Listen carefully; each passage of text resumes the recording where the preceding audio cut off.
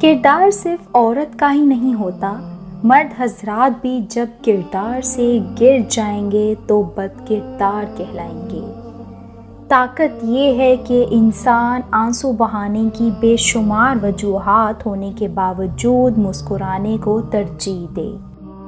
اگر آپ کسی کا ٹائم پاس ہیں یہ معلوم ہوتے ہوئے بھی آپ اس کے پاس ہیں تو آپ کی عزت نفس یا تو ہے ہی نہیں یا پھر مر چکی ہے۔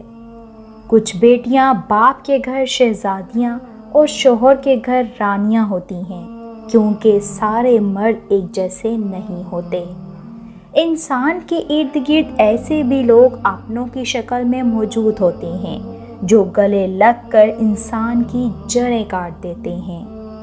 دنیا میں سب سے مشکل کام اپنی اصلاح کرنا اور آسان کام دوسروں پر تنقید کرنا ہے، اور میں نے ایک مرد سے ٹھکرائی ہوئی عورت کو ہر مرد سے خوف کھاتے دیکھا ہے۔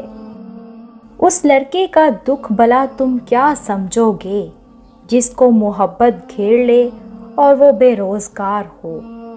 تعجب عورتوں کی عریانی اور تنگ لباس دیکھ کر نہیں ہوتا، بلکہ تعجب یہ ہے کہ جس گھر سے نکلتی ہیں کیا اس گھر میں بھی مرد رہتے ہیں۔ مرد کا کردار اتنا مضبوط ہونا چاہیے جیسا زلیخا کے سامنے حضرت یوسف کا تھا۔